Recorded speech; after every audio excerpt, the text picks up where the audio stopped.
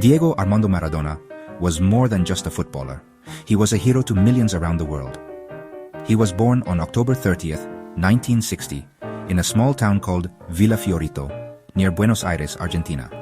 His family was very poor, and they lived in a humble home without many basic comforts. But even in this difficult place, a special talent began to shine. From a very young age, Diego had a powerful connection with the football. It was his best friend, his escape, and honestly, his destiny. He spent countless hours playing in the dusty streets, learning to control the ball as if it were a part of his own body. His love for the game was pure and incredibly strong. As a young boy, Diego quickly showed that he was no ordinary player. His skills were extraordinary. He joined a youth team called Los Cebolitas, or the Little Onions. With Diego leading them, the team went on an incredible unbeaten run, winning game after game. People started to hear stories about this amazing little player with the magical left foot. He could dribble past anyone, no matter how big or strong they were. It was clear to everyone who watched him play that they were seeing something special. This was not just a boy who was good at football. This was a boy who was born to change the game forever.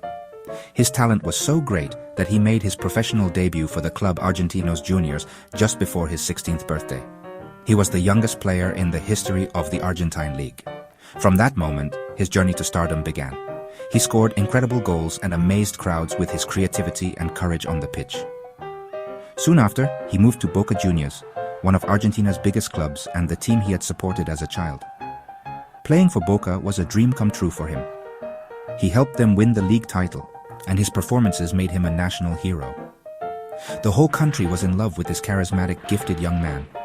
Diego's life was football, and football was his life. His early years were not just about developing his skills. They were about building a deep emotional bond with the sport and with the people who loved it. He represented the dreams of every poor kid in Argentina who hoped for a better life. He played with a passion that came from the heart, a fire that was lit in the streets of Villa Fiorito. This deep love for the game and for his country would define his entire career. It was this passion that would eventually take him from the small pitches of his hometown to the biggest stadiums in the world, where he would become a true footballing god. After conquering Argentina, Diego Maradona's incredible talent took him to Europe. His first stop was FC Barcelona in Spain, a huge club with high expectations. Although he showed moments of pure genius there, his time was marked by a serious injury and some difficult moments. But this experience only made him stronger. His next move would be the most important of his career. In 1984, he signed for Napoli, a team in the south of Italy that had never won a major title.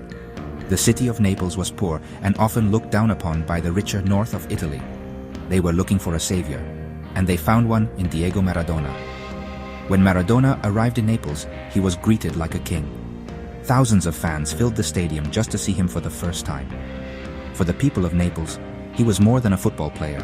He was a symbol of hope and rebellion. He understood their struggles because he came from a similar background. He promised to bring them glory, and he delivered. With Maradona as their leader, Napoli achieved the impossible. They won the Italian league title, known as the Scudetto, for the first time ever in 1987. The city erupted in celebration for weeks. It was a victory for the entire south of Italy. Maradona's time at Napoli was the peak of his club career. He was the heart and soul of the team. His leadership on the pitch was immense. He inspired his teammates to play better than they ever had before. He scored goals, created chances, and fought for every ball. He led Napoli to a second league title in 1990, as well as an Italian Cup and a UEFA Cup. He had a special connection with the fans, who saw him as one of their own. They loved him unconditionally, and he loved them back. In Naples, Maradona became a god. His image was everywhere, from murals on buildings to altars in people's homes. His journey through European clubs, from the challenges at Barcelona to the triumphs at Napoli, shaped his legend. After his magical years in Italy, he had short spells at Sevilla in Spain and back in Argentina, with Newell's Old Boys before returning to Boca Juniors to end his career. But it was his time in Naples that truly defined him. He had taken an underdog team and turned them into champions. He gave a voice to a city that felt forgotten. This part of his story shows his incredible power to unite people and inspire them to believe that anything is possible, no matter where they come from. While Diego Maradona was a hero at his clubs, His greatest moments came while wearing the famous blue and white stripes of Argentina. He played for his country with a passion that was unmatched. His biggest dream was to win the World Cup, the most important trophy in football. In 1986, the tournament was held in Mexico, and Maradona arrived as the captain and the star player of his team. He was at the peak of his powers, and he was determined to lead Argentina to glory. The whole world watched as he put on one of the greatest individual performances in the history of the sport. The most famous match of that World Cup, and perhaps of Maradona's entire career, was the quarter-final against England. The game was filled with emotion because of the Falklands War between the two countries a few years earlier. Maradona scored two of the most talked-about goals in football history in that single match. The first goal was the infamous hand of God. As the ball came down in the penalty area, Maradona jumped with the English goalkeeper and cleverly punched the ball into the net with his hand. The referee did not see it, and the goal was given. It was a moment of cunning and controversy that defined his rebellious character. Just 4 minutes after that controversial moment, Maradona scored what is now known as the goal of the century. He received the ball in his own half of the pitch and began an incredible run. He dribbled past 5 English players, one after another, twisting and turning with the ball glued to his left foot. He ran more than half the length of the field, leaving defenders behind him, before rounding the goalkeeper and scoring. It was a moment of pure, breathtaking genius. This goal showed his incredible skill, balance, and creativity. In those few minutes, he had shown both sides of his character, the clever rebel and the divine artist. Argentina went on to win that match, and eventually the World Cup. Maradona lifted the trophy as captain, fulfilling his lifelong dream and becoming a national hero for eternity. He was, without a doubt, the best player at the tournament. His performance in 1986 is what many people remember most about him. It was a perfect example of his playing style. He was a leader who could win a game all by himself, combining incredible technical skill with a fierce desire to win. That tournament cemented his place as one of the greatest players to have ever lived, a true legend of the game. Diego Maradona's legacy goes far beyond the trophies he won or the goals he scored. He is remembered as one of the greatest football players of all time, often mentioned alongside Pelé as the very best. What made him so special was not just his talent, but the way he played the game. He had a low center of gravity that allowed him to turn quickly and keep his balance while dribbling at high speed. His vision was incredible. He could see passes that no one else could.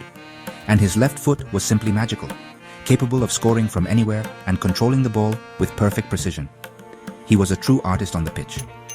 After he stopped playing, Maradona remained a huge figure in the world of football. He became a coach, managing several clubs and even the Argentine national team at the 2010 World Cup. He was always a passionate and emotional personality, both on and off the field. He was loved by millions, not just in Argentina and Naples, but all over the world. People were drawn to his charisma and his story of a boy from a poor background who became a king. He was a hero for the underdog, a symbol of defiance against the powerful.